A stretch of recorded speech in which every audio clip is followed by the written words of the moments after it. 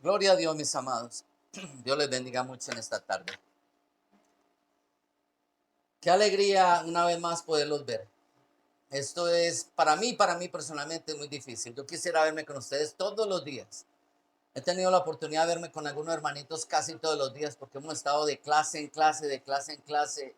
Ha sido una tremenda bendición para nosotros. Ah, Ustedes no saben lo que se pierden cuando por alguna razón no pueden asistir. Yo sé que todos tenemos ocupaciones, no me tomen a mal, sino que es que el amor del Señor es algo tan especial que cuando tú estás con tu hermanito, tú puedes sentirlo. Tú no te sientes solo, tú sientes de verdad al Señor contigo. Ok, hoy quiero hablar de un tema muy importante, pero muy importante. Estamos viviendo una generación la cual es una generación egoísta. No se preocupan por el futuro por venir.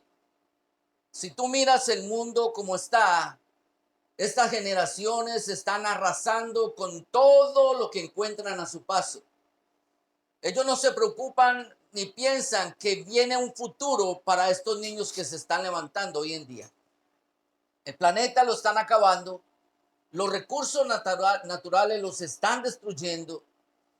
Y en la vida espiritual ni hablemos. Quieren sacar al Señor de todos los ámbitos de nuestra vida, de todos los círculos donde nuestros hijos se muevan.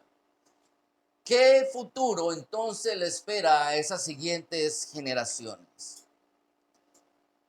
Mi pregunta de parte del Señor para ti es, ¿qué legado espiritual está dejando la iglesia en esta generación? Piénselo. Si tú te pones a mirar la mayoría de las iglesias, hoy en día lo único que le interesa a muchas y algunas de ellas es hablar del dinero. Pero el dinero no lo es todo en esta vida. Cuando el dinero se acabe, ¿qué va a suceder? Cuando el dinero no tenga precio alguno, valor alguno, ¿qué va a suceder? ¿Quién dijo que nuestras almas tienen un valor económico? ¿Por qué nosotros entonces le estamos permitiendo a estas personas hoy en día, supuestamente de la iglesia, ponerle un valor económico a nuestras almas, cuando el Señor paga un precio tan alto por ellas? ¿Qué legado espiritual estaremos dejando nosotros a las generaciones por venir? Piénselo. Porque todo comienza en la niñez. Todo lo que yo haga cuando soy un niño o lo que me hagan a mí cuando yo soy un niño va a influir para mi vida como un adulto. Y todo lo que este adulto luego haga va a tener una incidencia directa en lo que va a pasar con él en la vida eterna. Ustedes no se dan cuenta que esto es una cadena. Lo que le pase a los niños, ellos lo van a hacer cuando son grandes y luego eso va a determinar si van para el cielo o no van para el cielo. Si a los niños nuestros les quitan la palabra de Dios de su alcance, de su mente, de su corazón, ¿qué será de esos hombres o mujeres del futuro? ¿Qué será de la eternidad de esas almas? ¿Acaso nosotros no entendemos que este es un plan del enemigo? Y no es nuevo, mis amados, esto no es nuevo. Pero quiero dejarles saber que todo está escrito en la palabra de Dios. Miren esto, Romanos capítulo 15, verso 4 dice, porque las cosas que se escribieron antes para nuestra enseñanza se escribieron a fin de que por la paciencia y la consolación de las escrituras tengamos esperanza. Un verso muy conocido para nosotros. Siempre nosotros tendremos que venir a este versículo recordando que Dios permitió que muchas cosas quedaran en el Antiguo Testamento para que nosotros en el día de hoy no cometiéramos los mismos errores. Es una locura pensar que yo hago lo mismo que ellos hicieron y a ellos les fue mal y que a mí me va a ir bien. Eso es una locura. Si el Señor permitió que todas esas cosas quedaran en la escritura y yo las ignoro, yo estoy condenado a repetir los mismos errores. ¿Y sabe quién va a pagar las consecuencias? Nuestros hijos y las futuras generaciones. Esto siempre ha estado en la mente del diablo. Él viene por nuestros hijos. ¿No se dan cuenta de eso? Ustedes no ven la televisión, el internet, las escuelas, la política gubernamental de la mayoría de las naciones. ¿Hacia dónde se está dirigiendo? Hacia nuestros hijos. Un atentado directo contra nuestros hijos. Pero esto siempre ha existido, mi amado. Mire esto. Cuando el pueblo de Israel era cautivo en Egipto, esclavo diría yo, Dios levantó este siervo a Moisés para que sacara al pueblo de Israel de esta nación. Y le dio la orden de que fuera donde Moisés y le hablara claramente y le dijera que le permitiera sacar todo su pueblo, para adorar al Señor allá afuera en el wilderness, allá en la desierto. ¿Ok? Pero la mente del diablo se le había metido ya al faraón. Así es que cuando Moisés tiene esta conversación con el faraón, mira lo que faraón le dice a Moisés. Y él les dijo, así sea Jehová con vosotros. En otras palabras, con que Dios esté con ustedes, a mí esto no me importa. ¿Cómo os voy a dejar ir a vosotros y a vuestros niños? Mirad cómo el mal está delante de vuestros rostros. En los versos siguientes, yo no tengo el tiempo para poner todos los versos, perdóneme en esta, usted lo va a escudriñar en su casa. Usted se va a dar cuenta que en el verso que sigue, Faraón le dice a los hombres, ¿saben qué? Váyanse ustedes, pero déjenme los niños aquí. ¿Dejaría usted a sus niños en las manos del diablo? ¿Ah? ¿Por qué no los dejaría? Porque uno sabe lo que le viene. Porque uno sabe que esos momentos tiernos son los momentos donde los niños perciben y absorben todo lo bueno, pero también todo lo malo. Y todo lo bueno o malo que ellos reciban va a transformar la vida de ellos como adultos. Y va a tener una incidencia, como lo decía, para la vida eterna. Esto nosotros lo sabemos de memoria. Hay alguien detrás de ellos. Juan capítulo 10, verso 10, la parte A dice, el ladrón no viene sino para hurtar, matar y destruir. ¿Quién pudiera imaginarse que el diablo viene por algo nuevo o bueno? Perdón, nadie. Todos nosotros sabemos que él tiene una intención maléfica desde el principio. Como él cayó de la gracia del Señor, lo que quiere ahora es que todo el mundo caiga como él cayó. Pero él sabe que hacer caer un adulto no es fácil.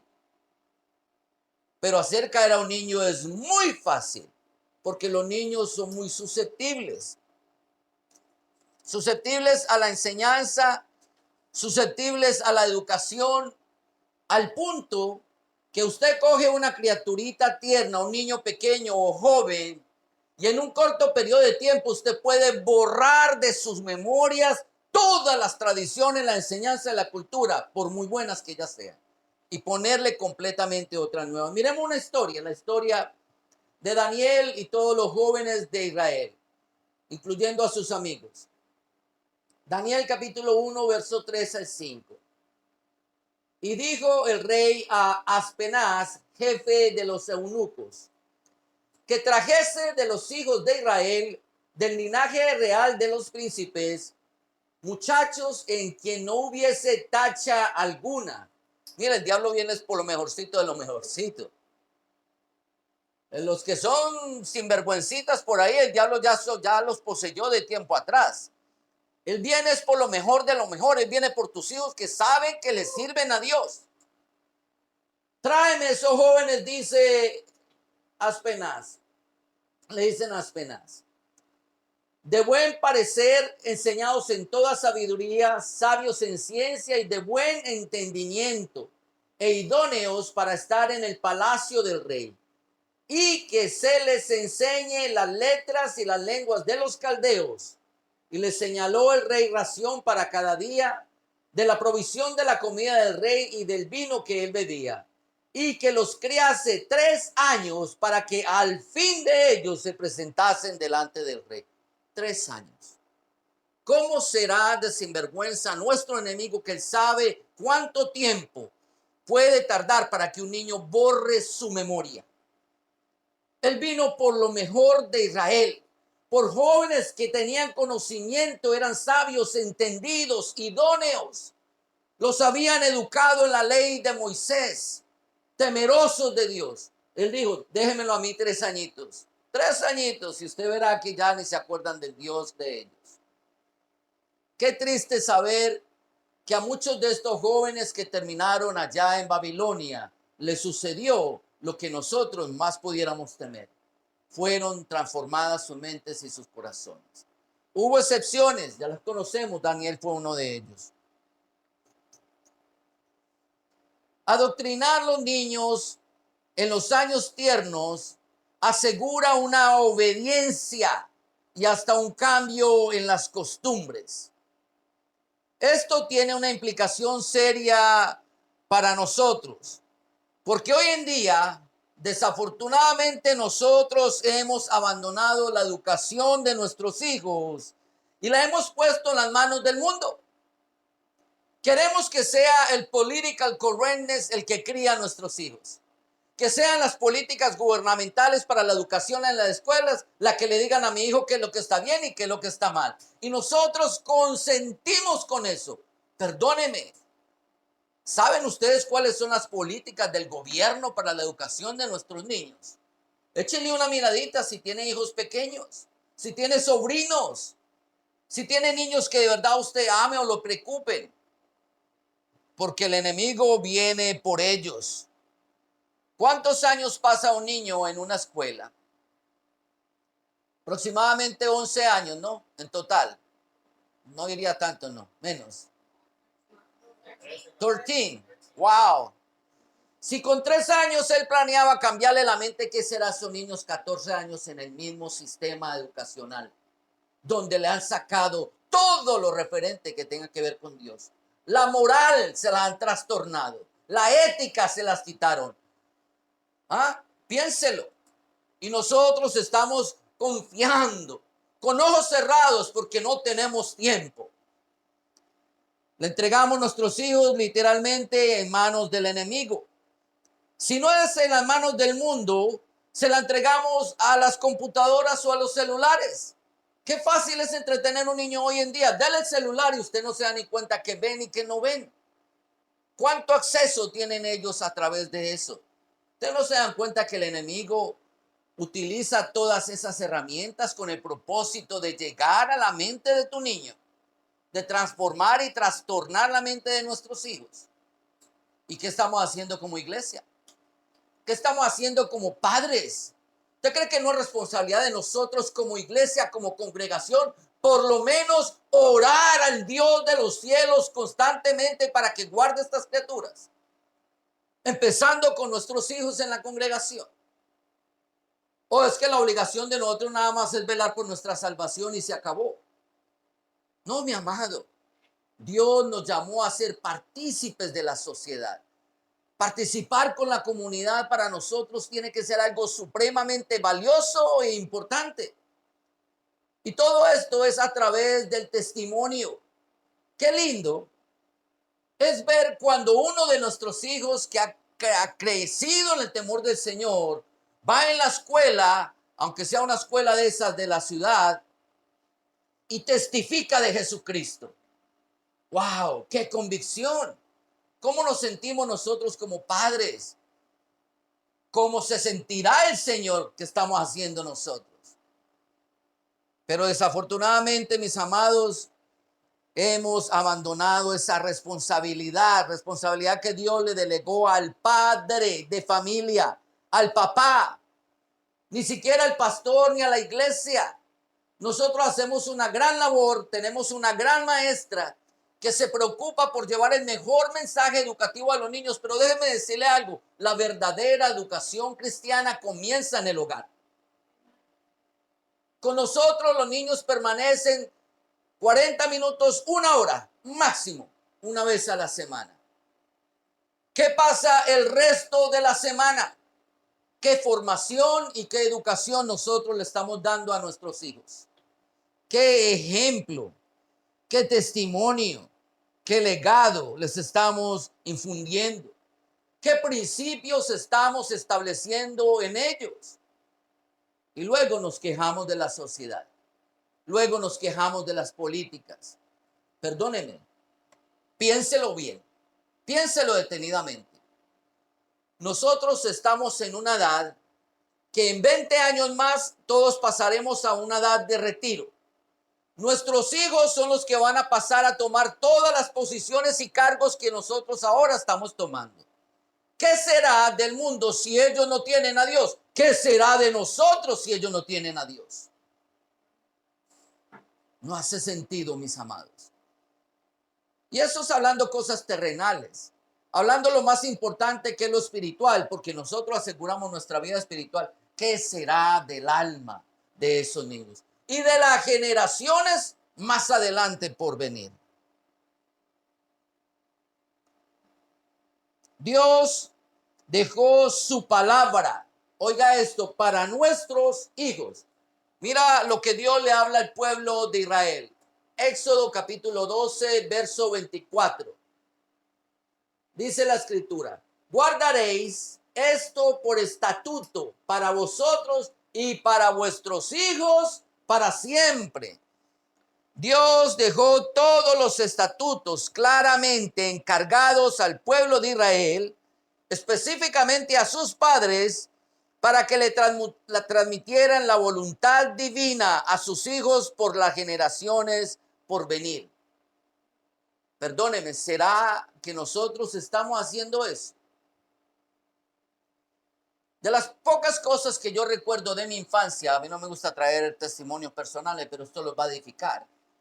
Cada vez que la luz se iba a mi casa, que era una costumbre allá por la situación del país, quitaban la luz. Cuando estábamos a oscuras, rapidito todos los niños buscábamos a mi papá, la seguridad del hogar, la protección del hogar. ¿Saben qué hacía mi papá? Nos enseñaba a orar. Eso era lo que él hacía. A la manera de él, no, el Padre Nuestro, pero hacía algo. Él invertía ese tiempo en sembrar en nosotros la semilla del conocimiento de Dios. Y ahí venía Wolfgang a preguntarle: papi, ¿por qué? Papi, ¿por qué? Papi, ¿por qué? Yo era muy preguntón. Pero tenía un padre sabio que aprovechaba el tiempo y me traía respuestas por el conocimiento de él, de la Biblia que él tenía en esa época. Mi amado, lo que usted está recibiendo en el día de hoy es valiosísimo. ¿Cuándo usted toma tiempo para transmitir este mensaje a sus hijos? Piénselo. ¿En qué momento? ¿Será necesario que una vez en cuando tú mismo vayas y quites la luz para que los niños te busquen a ti? Si tiene que hacerlo, hágalo. Porque hoy en día las distracciones están robando la mente, empezando con la de los padres y siguiendo con la de los hijos. Ya no tenemos tiempo para hacer tiempo de familia, tiempo de valor. Ahí mismo en el capítulo 12 el Señor vuelve y se lo recalca al pueblo de Israel, versos 26 y 27, y dice: y cuando os dijeren vuestros hijos las preguntas, ¿qué es este rito vuestro? Vosotros responderéis: es la víctima de la Pascua que Jehová, de la Pascua de Jehová, el cual pasó por encima de las casas de los hijos de Israel en Egipto, cuando hirió a los egipcios y libró nuestras casas. Entonces el pueblo se inclinó y adoró. Mis amados, esta es la historia del Passover o de la Pascua, cuando el ángel de la muerte pasó por encima de los hogares que tenían la sangre del cordero. Y Dios le encargó a los israelitas que le dieran ese mensaje a los hijos, que le explicaran cuál era el propósito de la sangre del cordero en los dinteles de la casa. Por eso le preguntaban ellos: ¿qué es este rito? ¿De qué se trata poner la sangre en la puerta de la casa? ¿De qué se trata? El propósito era enseñarle a los hijos que esa sangre iba a hacer que el ángel de la muerte no entrara a ese hogar, sino que lo pasara por encima. Perdóneme, ¿y acaso nuestro Señor Jesucristo no derramó su sangre para que el ángel de la muerte no entre en tu hogar? Y tú estás haciendo lo mismo. Estás transmitiendo ese mensaje a tus hijos. ¿Cuál fue el propósito de la muerte de nuestro Señor Jesucristo? ¿O ellos ignoran completamente el sacrificio que Él hizo? Mire, esto tiene todo que ver con la salvación. ¿Usted se imagina si el ángel de la muerte entrara a un hogar, qué pasaba con esas almas? Todas se morían, todas se morían. ¿Qué pasa si nuestros hijos no saben para qué nuestro Señor Jesucristo derramó la sangre preciosa que Él tiene? ¿Qué creen que va a pasar con sus almas, mi amado? Miren esto, Éxodo 13:14. Y cuando mañana te pregunte tu hijo diciendo, ¿qué es esto? Le dirás, Jehová nos sacó con mano fuerte de Egipto, de casa de servidumbre. Y la historia sigue y sigue y sigue. Porque hay algo que Dios se quería asegurar, que nosotros entendiéramos que todo estriba y redunda en nuestros hijos. Allí es donde el enemigo ha puesto sus ojos. Él está detrás de nuestros niños. Tenemos la responsabilidad de vivir espiritualmente con valores cristianos como testimonio para nuestros hijos. Y algo muy importante que quiero enseñarles en el día de hoy, la importancia de que nosotros transmitamos o transfiramos este conocimiento de Dios de padres a hijos. Esto de transmitir esa información espiritual es una parte integral del desarrollo de cada cristiano, como el legado que nosotros tenemos que dejar a nuestros hijos. Ahora, pregunta que yo hago, ¿qué tal si yo tomo a uno de estos nuestros hijos y le pregunto qué testimonio están viendo en sus hogares? Ups. ¿Cuántos de nosotros saldríamos avergonzados? ¿Cuántos de nosotros tendríamos salir corriendo a taparle la boca al nene para que no abra la boca? Ni hable, papito. Porque nosotros sabemos que nuestro testimonio en nuestros hogares no está siendo cristiano. Perdón, pero si nos llamamos cristianos, entonces, ¿qué hacemos en casa? ¿Somos acaso solamente cristianos de iglesia o somos cristianos todo el tiempo? Nuestra vida cristiana, mi amado, tiene que testificar de nosotros dentro y fuera de la iglesia, de la congregación. Especialmente en el hogar donde nuestros propios hijos nos ven. Mire, todo redunda alrededor de nuestros hijos. Un día ellos te preguntarán, te dirán, papá, ¿tú eras cristiano? ¿Tú eras cristiano? Yo no sabía. Y los cristianos pueden hacer y hacer, ellos no se van a quedar calladitos. ¿Qué legado nosotros le estaremos dando a nuestros hijos? Mira lo que la escritura dice. Este es un mandato de parte de Dios. Salmos 71:18. Aún en la vejez y las canas, oh Dios, no me desampares, hasta que anuncie tu poder a la posteridad y tu potencia a todos los que han de venir. Posteridad significa las generaciones por venir, los niños, los jóvenes. El clamor de este salmista es decirle, Señor, por favor, yo no me quiero llevar todo esto que tú me has dado, esta gracia, este amor infinito, lo quiero compartir. No permita, Señor, que yo parta de este mundo sin dejarle a mis hijos sembrado en sus corazones el temor de Dios. Es lo único que ellos se pueden llevar para la vida eterna. Mi pregunta es, ¿qué nosotros estamos dejando como legado?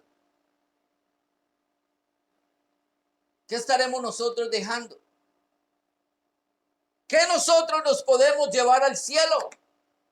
¿Cuántos padres no quieren que sus hijos vivan las vidas que ellos no pudieron vivir? Yo quise ser un doctor, ahora tú vas a ser un doctor, vas a ser un médico. Ve a la escuela, los obligan a estudiar y les dicen, llenándose la boca, mi hijo, yo te hice un doctor, ahora ya no vas a sufrir. Sí, ¿qué pasa cuando muera? Si no tiene a Cristo, mi amado, el título no le va a servir para nada. sufrimiento lo que va a venir para su alma y nosotros estamos llamados a mirarnos las cosas terrenales y no las espirituales. No me malinterprete, por favor, no quiero decir con esto que no ayudemos a nuestros hijos a ser parte de la comunidad de la sociedad. Ojalá todos fueran doctores, enfermeras, políticos, pero todos cristianos que amaran más su alma que las cosas del mundo. ¿Será este nuestro corazón?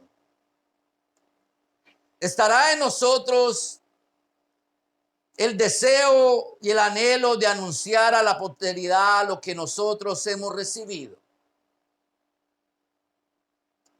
Ahora recuerde esto. Dios permitió que en su palabra muchas cosas quedaran escritas para nuestra enseñanza.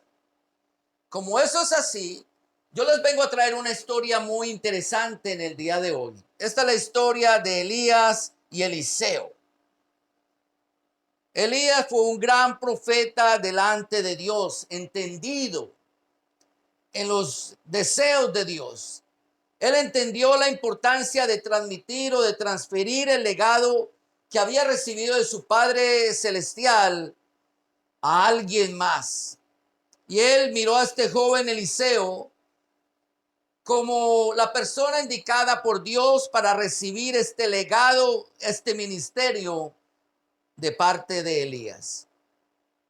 Entonces, después de que Elías entendió el propósito de haber recibido la unción, fue y buscó a este joven y lo llamó para el ministerio. Eso él lo entendió muy claro.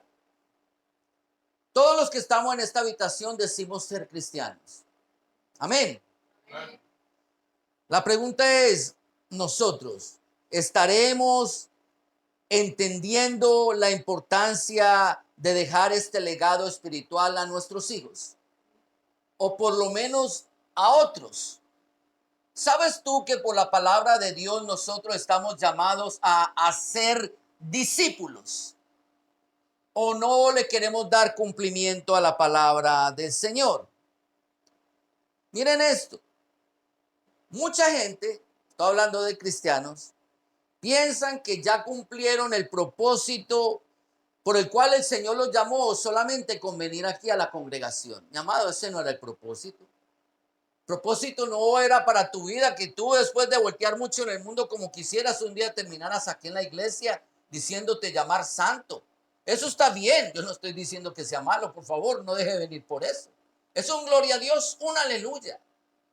Pero el propósito, el llamado de parte de Dios, Él dijo claramente, ir y hacer discípulos por el mundo entero.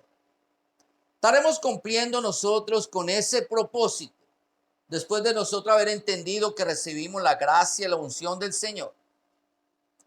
Ok. Piensen en eso, mediten en eso, mis amados. Mientras tanto, miremos la historia de Elías y Eliseo.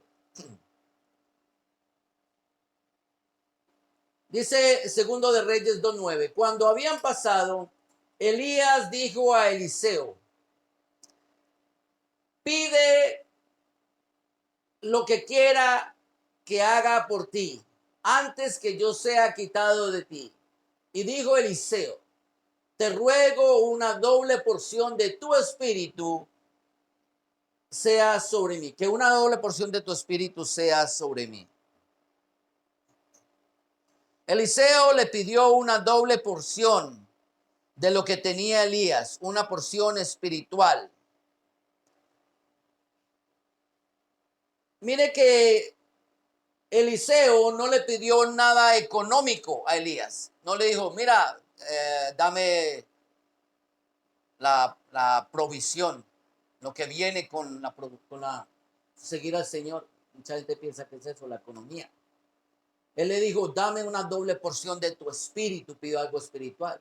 Y lo importante de esta escritura es que Eliseo sabía quién era Elías. Mira lo que le dice.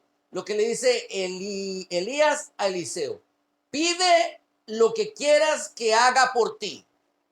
¿Sabe una cosa? Esa es tremenda convicción de este hombre. Él sabe lo que tiene.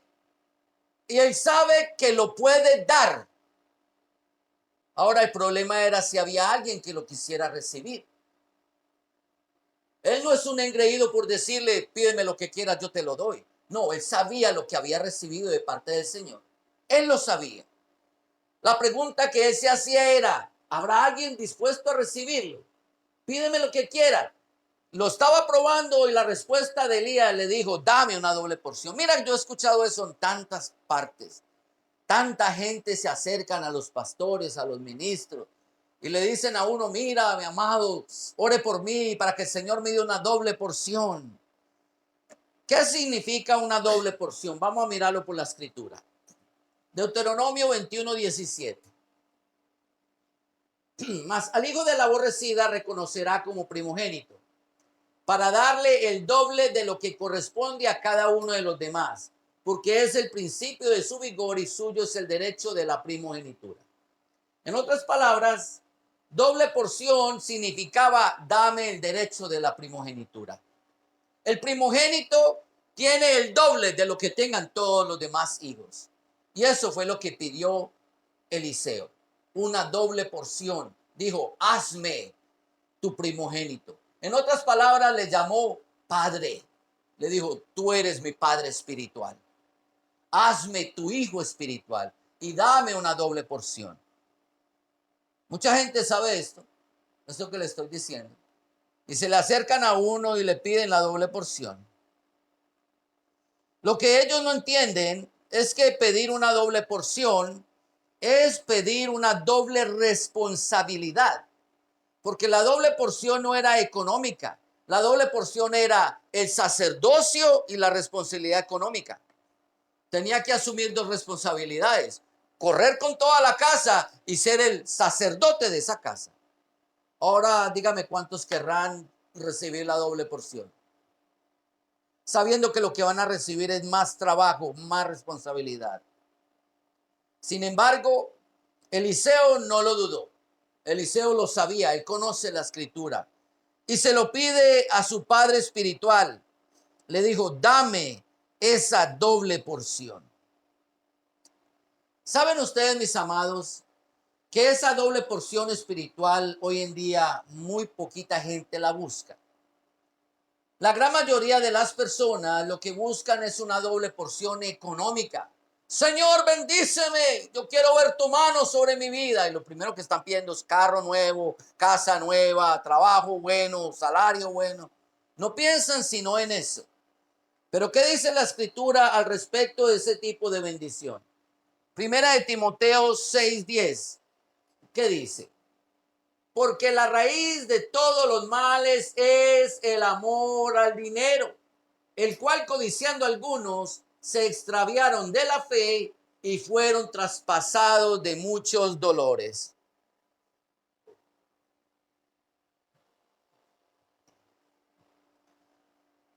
¿Saben ustedes que alguien en la escritura, en la palabra de Dios, despreció su primogenitura? La despreció. Y la cambió porque él lo único que quería era el dinero. Miren esto, la historia de Esaú y Jacob. Génesis 27:36. Y Esaú respondió, bien llamaron su nombre Jacob, pues ya me ha suplantado 2 veces. Se apoderó de mi primogenitura. Y aquí ahora ha tomado mi bendición y dijo, no has guardado bendición para mí. Miren esto.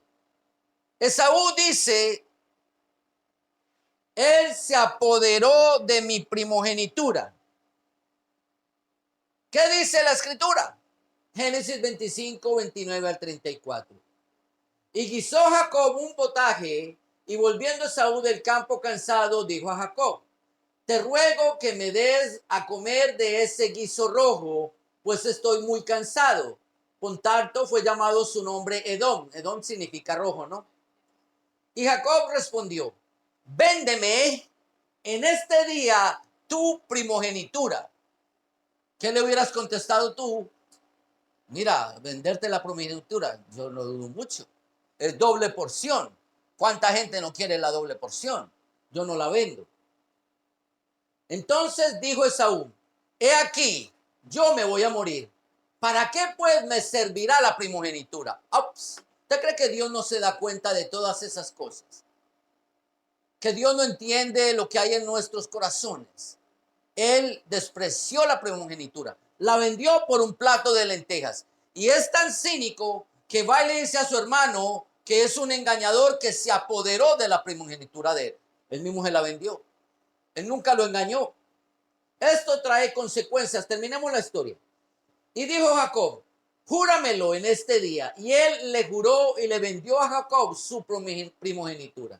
Entonces Jacob dio a Esaú pan y del guisado, así de las lentejas, y él comió y bebió. Y se levantó y se fue. Así, mira lo que dice la Biblia, menospreció Esaú la primogenitura.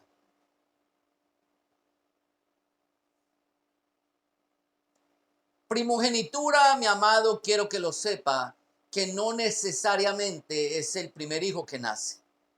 Delante de los ojos de Dios, la primogenitura es aquel en quien Dios ve un corazón dispuesto para la obra.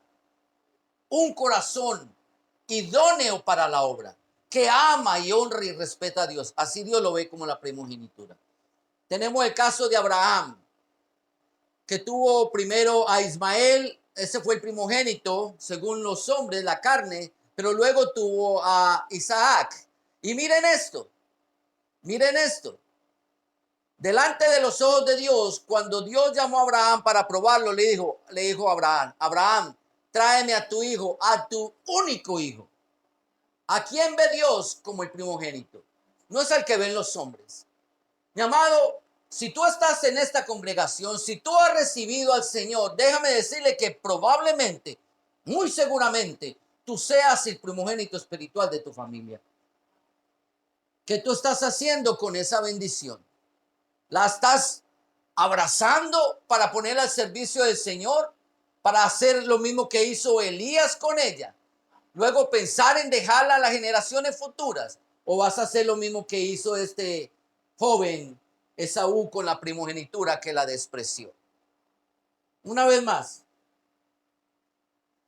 vienen las consecuencias cuando ya se da cuenta con el tiempo de lo que perdieron. Génesis 27:38.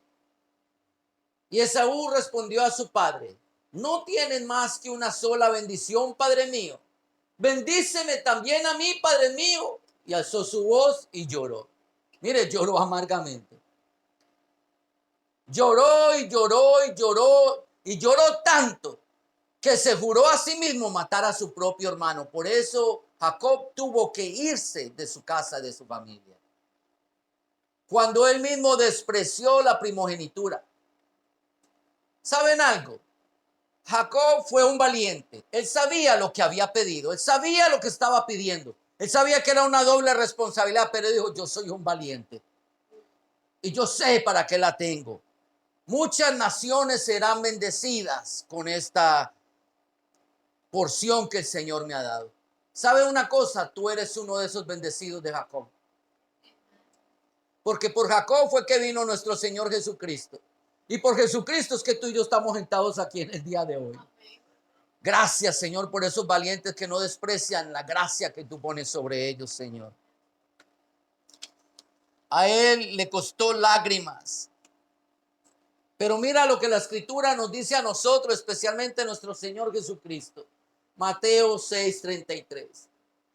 Mas buscad primeramente el reino de Dios y su justicia, y todas estas cosas os serán añadidas. ¿Cuándo nosotros vamos a comprender que si buscamos del Señor todo lo demás, el Señor se va a encargar de ello? Él va a suplir para nuestras necesidades. Él va a poner un plato de comida sobre nuestra mesa y va a poner techo sobre nuestra cabeza, abrigo sobre nuestros cuerpos. El problema es cuando nosotros no nos satisfacemos con la bendición divina y estamos buscando la bendición de la carne, del mundo. Cosas que realmente no se necesitan. Cuando ponemos los ojos fuera del Señor, ahí es cuando viene la pérdida y luego vamos a llorar amargamente como lo hizo Esaú. Eliseo pidió pues la doble porción espiritual Y Elías le contestó así, miren esto, Segundo de Reyes 2:10. Y él le dijo, cosa difícil has pedido. Si me vieres cuando fuere quitado de ti, te será hecho así. Mas si no, no.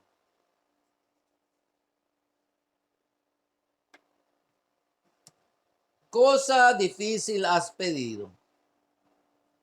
Perdón, pero no sabemos todos nosotros que no hay nada difícil para Dios. No hay nada imposible para Dios. ¿Por qué entonces Elías, que era un hombre de Dios, le dice, cosa difícil has pedido? Si él mismo sabía lo que tenía, el poder que tenía y que estaba capacitado para transmitir ese poder. ¿Saben por qué? No porque haya algo difícil para Dios, sino porque él conocía al joven Eliseo. Él dijo, tú estás muy tierno todavía. No me has pedido una cosa difícil porque sea imposible para Dios, sino porque tu corazón todavía no está preparado. Así que le puso una prueba y le dijo, ven y camina conmigo de ahora en adelante. Y si tú llegas a ver cuando el Señor me quite de ti, entonces lo que tú pides te lo voy a dar. Si no, no. Le puso una prueba. Camina conmigo. No me sueltes. Anda en todo momento. A ver si es verdad lo que tú estás diciendo. ¿Saben por qué? Porque Dios no mira nuestras palabras, Él mira nuestras acciones. Él de palabra le hubiera dicho, sí, sí, yo voy contigo, y no irse con él. Él se quedó calladito y dijo, vamos a ver si es verdad que tú te vas a venir conmigo. Elías tenía algo en mente. Mira lo que dice Proverbios 13:20. Mira esto. El que anda con sabios, sabio será, mas el que se junta con necios será quebrantado. Él dijo, yo voy a transmitir mi sabiduría, pero es necesario que él ande conmigo todo el tiempo. Así él va a adquirir ese conocimiento y esa sabiduría. Entonces estará capacitado para recibir ese legado. Entonces, pregunta que yo me hago. ¿Y nosotros en el Evangelio caminamos con nuestros hijos para la iglesia o lo estamos dejando por ahí regados por todas partes? ¿Los estamos ayudando a ellos a capacitarse para recibir el legado que nosotros le vamos a dejar? ¿O estamos pensando que el que le tiene que entregar ese legado es la sociedad, la escuela, el pastor, la maestra? No, mi amados, fue la responsabilidad del padre. Elías le dijo, tú, ven y ándate conmigo. Quiero verlo. Quiero saber si es verdad lo que tú dices o no. ¿Qué testimonio nosotros le daríamos a nuestros hijos si ellos anduvieran con nosotros todo el tiempo? Piénselo. Yo no sé si esto sea un amén o un ouch, pero piénselo. Si uno cogiera a uno de estos niños chiquiticos y le dijera, vente, ¿qué haces con tu papi todo el día? ¿Qué haces con tu mami todo el día? Una vez más, muchos probablemente de nosotros saldríamos avergonzados. El propósito mío no es avergonzarlo, el propósito mío es despertarlos a la mentira del diablo. Porque el diablo siembra en nuestra mente, en nuestros corazones, palabras como, no te preocupes, nadie le va a preguntar eso al niño. ¿Quién dijo que no? ¿Quién dijo que no? Cuando el mundo en la escuela vean al niño en la escuela que saben que es cristiano, que los papás son cristianos, van a decir, y el papá este no es cristiano y ese niño está haciendo eso. Dice la escritura que nosotros somos cartas leídas al mundo.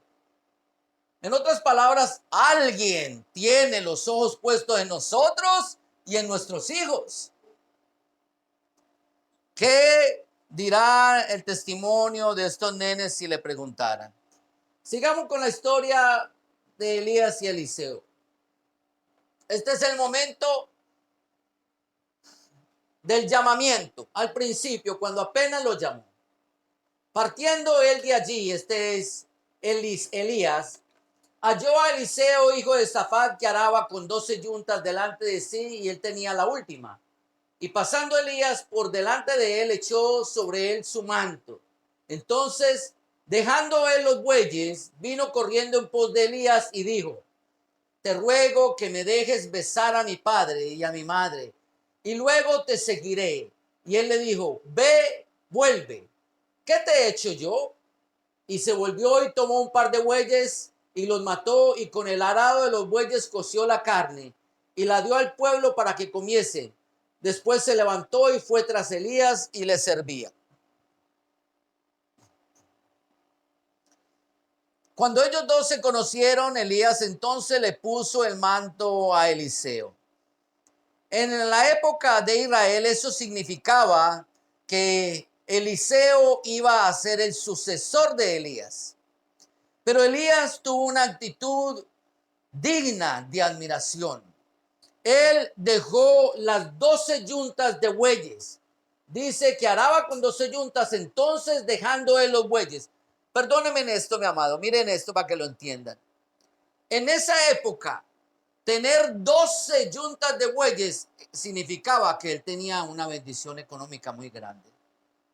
Es por decir que tú tengas hoy 12 carros y tengas con qué mantenerlos, o 12 tractores y un campo de tierra para ararlo. No cualquiera tiene 12 tractores, papito. No cualquiera. Y si tiene 12 es porque el terreno es bastante grande. Haga cuenta en su cabeza. Así que estamos hablando de que él, lo primero que hizo fue que abandonó todo porque él entendió el llamado que le habían hecho. Estaba bien económicamente, pero no fue un obstáculo para él alcanzar ese llamamiento celestial que le había hecho el profeta Elías. Su corazón estaba listo, lo entregó todo, empezando por su familia. Sale corriendo y le dice: déjame despedirme de mi madre y de mi padre. ¿Cuántos de nosotros el primer obstáculo que ponemos, aparte del trabajo, en la economía, es la familia? Ah, es que si yo me voy, ¿qué será de fulano de tal? Si yo me voy, ¿qué será de sutano? Perdóneme, ¿a dónde es que tú te vas a ir? ¿A dónde es que tú piensas que te vas a ir? ¿Qué es lo que tú vas a recibir que estás preocupado? Porque si lo que tú vas a recibir es una bendición espiritual, ¿de qué la preocupación? La bendición tuya no alcanzará a tu familia, si eso es promesa de Dios. Eso es promesa del Señor. Pero nosotros a veces ponemos más disculpas que una buena voluntad para servir al Señor. Muchos de nosotros no hemos alcanzado nuestro potencial espiritual porque no lo hemos entregado todo. Diga amén o diga ouch. No estamos listos para ser los sucesores. Y mucho menos vamos a estar listos para dejarle nada a nadie. No sé si yo me hago entender. ¿Cómo tú vas a pensar en dejarle un legado espiritual a tus hijos si tú no vienes a la iglesia? Si tú no te congregas, si no tú no aprendes palabra de Dios, si no tienes una intimidad con el Señor. ¿Cómo? Esa pregunta es muy fácil de contestar, mi amado. Lo que pasa es que no lo quiero yo hacer. Eliseo nos da una lección valiosísima. A través de sus acciones, esto fue acciones, él no habló, abrió la boca, él hizo, dejó los bueyes, fue, besó a los padres y se volvió a buscar. Es más, mató un par de esos bueyes, dijo: hacen un sacrificio para el Señor. Y alimentó todo el pueblo. Dijo: mi bendición tiene que alcanzar a muchos. Yo sé para dónde voy. Él amaba más a Dios que todo lo que poseía. Pregunta que yo hago: ¿dónde estará nuestro amor? ¿En dónde estará puesto nuestro amor? Nuestros ojos. Porque yo sé dónde están puestos los ojos del enemigo: en tus hijos. Segunda de Reyes, capítulo 2, verso 1 y 2. Aconteció que cuando quiso Jehová alzar a Elías en un torbellino al cielo, Elías venía con Eliseo desde Gilgal. Voy a parar un segundito aquí para reconectar la historia. Hace unos versículos atrás miramos cómo Elías le dijo a Eliseo: si tú quieres la doble porción, yo te voy a probar. Es necesario que tú vengas y camines conmigo. Si tú estás conmigo, cuando el Señor me lleve, vas a recibir la doble porción, si no, no. Muy bien. Estaban ellos dos caminando y dijo Elías a Eliseo, quédate ahora aquí, porque Jehová me ha enviado a Betel, a otra ciudad. Y Eliseo le dijo, vive Jehová y vive tu alma, que no te dejaré. Y se fue con él junto a Betel. Primero fueron a Gilgal, le dijo, quédese aquí. El muchacho no se acobardó. Él dijo, yo sé lo que le pedí. Y yo sé que tú me lo puedes dar. Y lo que tú tienes, yo lo quiero. Yo voy a pelearlo, y se fue con él hasta Betel. Segundo de Reyes 2:4. Elías le volvió a decir, Eliseo, quédate aquí en Betel. Aquí ahora, porque Jehová me ha enviado a Jericó. Y él le dijo, vive de Jehová y vive tu alma, que no te dejaré. Y lo siguió entonces hasta Jericó. Muy bien. Segunda de Reyes 2:6. Tercera prueba. Y Elías le dijo, te ruego que te quedes aquí, porque Jehová me ha enviado al Jordán. Y él le dijo, vive Jehová y vive tu alma, que no te dejaré. Fueron pues ambos. Este joven pasó la prueba, cumplió su palabra, obró en fe. Y yo le tengo una pregunta a usted en el día de hoy. Mis amados, ¿cuál será nuestro nivel de compromiso con Dios? ¿Hasta dónde nos estarán llevando nuestras palabras? ¿Hasta la primera clase? ¿Hasta la segunda? ¿Hasta la tercera? ¿O nosotros sabemos por lo que hemos venido aquí? Mi amado, porque la historia de nosotros no es como esta historia, 4 ciudades. Nosotros tenemos que ir hasta el fin de nuestros días. ¿Cuánto nos tendrá el Señor preparado, que Él nos da tantos días de vida? Pero ¿cuál será el nivel de compromiso que nosotros tenemos? Hoy en día no hay muchos Elías que enseñen y que disipulen, y mucho menos hay Eliseos que lo entreguen todo por aprender. Piénselo. Eso da tristeza. Eso da mucha tristeza. Yo me considero bendecido de parte del Señor, privilegiado de parte del Señor.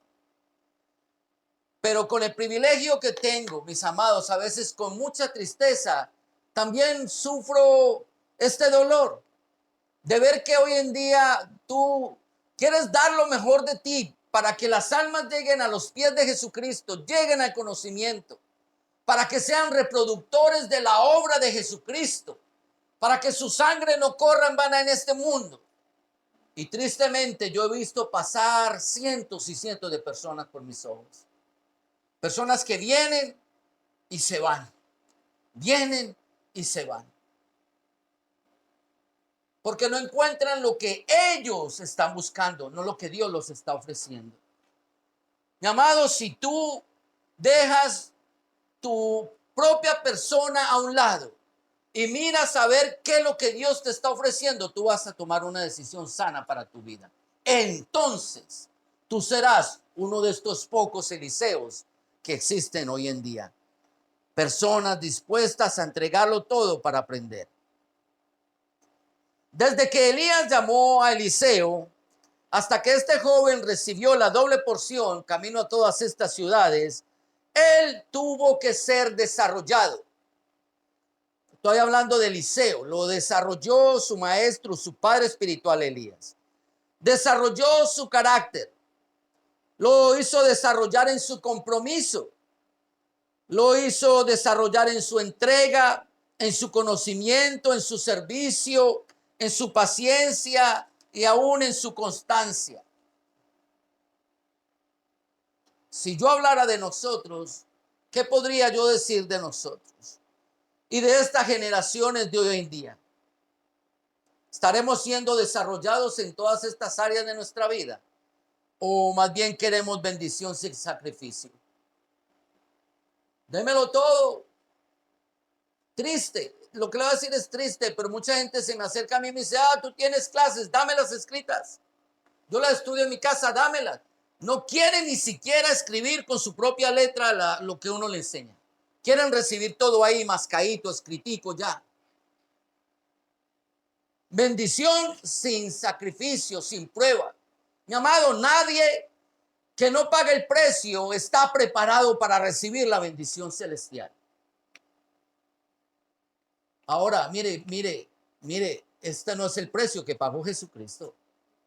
El Señor no está pidiendo que tú vayas a la cruz del Calvario y que allí te abofeteen, te apedreen, te latiguen, te pongan coronas de espinas, se burlen de ti. Él no está pidiendo eso. Entrega es lo único que el Señor quiere de nosotros. Bien interesante que Elías, dirigido por el Señor, llevó a Eliseo por todas estas ciudades. Me voy a devolver un segundito. Perdón. Sí, estaba para este lado. Ajá, acá. Gilgal, Betel, Jericó y Jordán. Tú sabes que todas esas ciudades tienen un significado. Vamos a mirar el significado de ellas. El primero, Josué 5:9, Gilgal.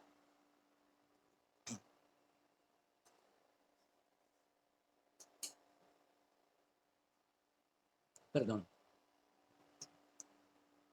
Y Jehová dijo a Josué, hoy te he quitado de vosotros el oprobio de Egipto, por lo cual el nombre de aquel lugar fue llamado Gilgal hasta hoy.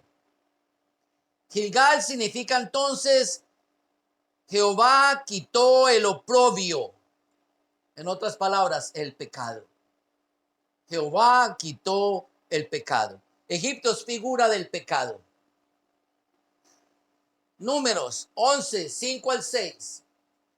Nos acordamos del pescado que comíamos en Egipto, de balde y de los pepinos, de los melones, de los puerros, la cebolla, los ajos.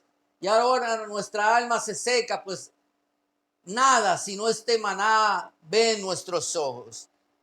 Qué triste que el corazón de Dios hubiera llamado a Josué para quitar el oprobio del pueblo de Israel, y todo lo que Israel anhelaba era volver atrás a Egipto. Añoraba su pasado, añoraba comer melones, pepinos, puerros, cebollas y ajos, aunque estuvieran en la esclavitud. Mi amado, mientras nosotros sigamos en Gilgal, no podremos llegar a la tierra prometida. Muchos recibiremos una doble porción, pero ninguno de los que la reciba será de los que estén en Gilgal. No sé si me hago entender. Si tú no has salido del pecado, no vas a recibir nunca esa doble porción.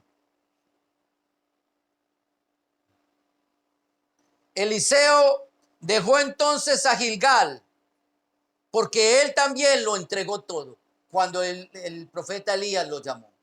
Dejó todo atrás. Eso es dejar el Gilgal. Génesis 28, 19. Y llamó el nombre de aquel lugar Betel, aunque Luz era el nombre de la ciudad primero. Betel significa la casa de Dios. Eso es lo que significa Betel. Allí fue donde Jacob vio la escalera que conducía al cielo, donde por primera vez escuchó verdaderamente la voz de Dios, que la oyó, porque antes la oía, pero no le atendía a esa voz. Donde hizo un pacto con Jacob. Esa literalmente es la presencia de Dios manifestada. Betel. Jericó, nosotros todos sabemos cuál es Jericó. Jericó es esta ciudad donde Dios derribó las murallas y allí Él manifestó todo su poder, el poder de Dios. Y por último, en el Jordán, el Señor fue que hizo la transferencia. Ese fue el momento de verdad, donde Eliseo recibió la doble porción, esa doble responsabilidad. Miremos entonces qué pasó cuando la recibió. Segundo de Reyes 2, 11 y 12. Y aconteció que yendo ellos y hablando, he aquí un carro de fuego con caballos de fuego apartó a los dos, y Elías subió al cielo en un torbellino. Viéndolo, Eliseo clamaba: Padre mío, carro de Israel y su gente de a caballo. Y nunca más le vio. Y tomando sus vestidos, los rompió en dos partes.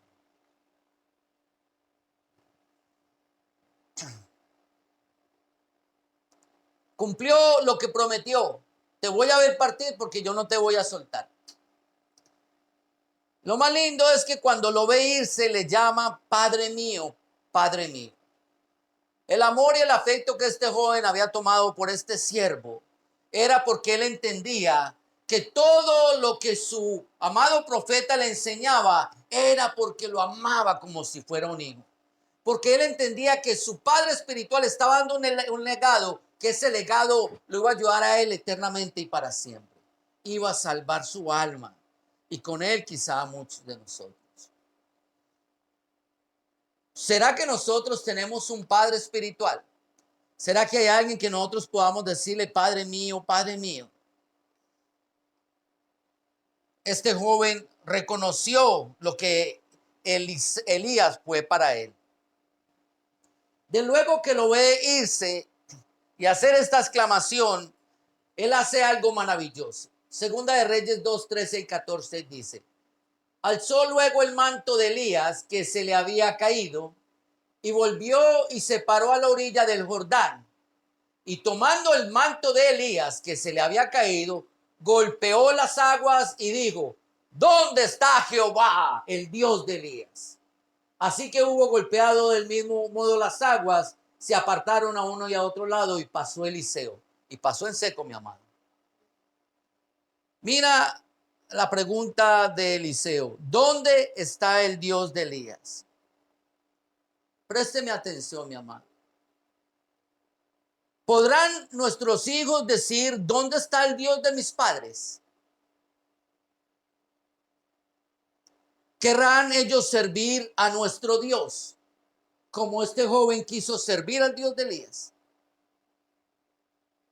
¿Verán nuestros hijos lo que Dios ha hecho por nosotros, así como este joven pudo ver lo que Elías hizo y lo pudo replicar o volver a hacer? ¿Podrán nuestros hijos hacer milagros y maravillas como el Señor ha hecho a través de nuestras vidas?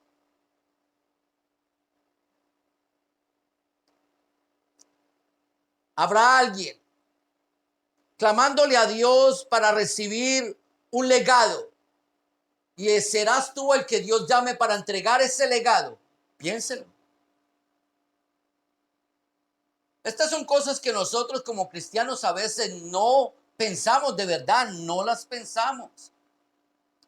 Yo no sé por qué razón todas estas cosas escapan de nuestra mente. Si la voluntad del Señor es que todo el mundo no se pierda, sino que todo el mundo llegue al arrepentimiento, al conocimiento del Señor, ¿cómo será eso posible si yo estoy reteniendo lo que Dios me ha dado? Si no hay el corazón dispuesto de las personas para recibir lo que uno tiene, si no quieren hacer lo que tienen que hacer, que es ir a llevar el evangelio de Jesucristo. ¿Cómo? Amados, nosotros estamos llamados a llevar a nuestros hijos por Gilgal, por Betel, por Jericó, hasta presentarlos al Señor en el Jordán. En otras palabras, tu responsabilidad y mi responsabilidad es no permitir que el enemigo hunda en el pecado como lo hizo con nosotros a nuestros hijos. Y si así, por alguna razón ellos ya estuvieran, tenemos que sacarlos de allí, sacarlos de ese Gilgal, llevarlos a la casa de Dios, que es este Betel, donde el poder de Dios va a llegar sobre las vidas de ellos y va a derribar todas esas murallas y fortalezas que el enemigo haya podido sembrar en ellos, hasta que ellos lleguen a este hermoso Jordán, sitio precioso donde el Señor les entregará esta tierra prometida, esta tierra que solamente le dará a todos aquellos valientes que peleen la buena batalla de la fe. Los voy a dejar con una pregunta y luego vamos a orar porque tenemos Santa Cena. Mis amados, piensen en esta predicación y en este mensaje en el día de hoy. Porque el mensaje central de parte de Dios para nuestras vidas es qué legado habremos nosotros de dejar a nuestros hijos. Inclinemos nuestros rostros. Amado Padre Celestial, te damos gracias, Señor. Te adoramos, te bendecimos. Señor, si hoy estamos aquí es porque alguien entendió, Señor, el legado espiritual que tú habías dejado para la raza humana, Señor. Y no se lo guardó para él, sino que lo compartió de generación en generación en generación hasta que un día nuestras almas llegaron a tu presencia, Señor. Alguien oró por la salvación de nuestras almas, Señor. Quizá nosotros lo estemos haciendo por otros o quizá no lo estemos haciendo. Pero en esta hora, amado Padre Celestial, yo te pido, te ruego que despiertes dentro de nosotros ese espíritu maravilloso que dejaste en estos tus siervos, Señor, donde ellos sintieron la responsabilidad, Señor, de transmitir, Señor, el legado espiritual, pero también de recibirlo para bendición de otros, Señor. Que no seamos egoístas con lo que tenemos especialmente en estas generaciones, donde vemos que el enemigo está caminando a pasos agigantados, Señor, con el propósito de arrebatar las almas de nuestros niños, Padre. Señor, que nosotros podamos ser testimonio para ellos y para el mundo entero. Bendice a mis hermanos, Señor. La buena obra que tú has comenzado en cada uno de ellos, Señor, yo te ruego que tú la amplíes, Señor, y lo fortalezcas en este caminar en Cristo Jesús, Señor. Que los lleves por todas estas ciudades, Señor, y los capacites para la obra del ministerio, hasta que todos juntos un día vayamos a ese Jordán espiritual, Señor, delante de tu santa presencia. Allí, Señor, gozosamente podremos recibir, Señor, esta preciosa porción que tú has preparado para los que te aman, Señor. Te damos gracias, Señor, y todo esto te lo pedimos en el nombre de Jesús. Amén. Vamos a repartir los elementos, no se me vayan a ir, por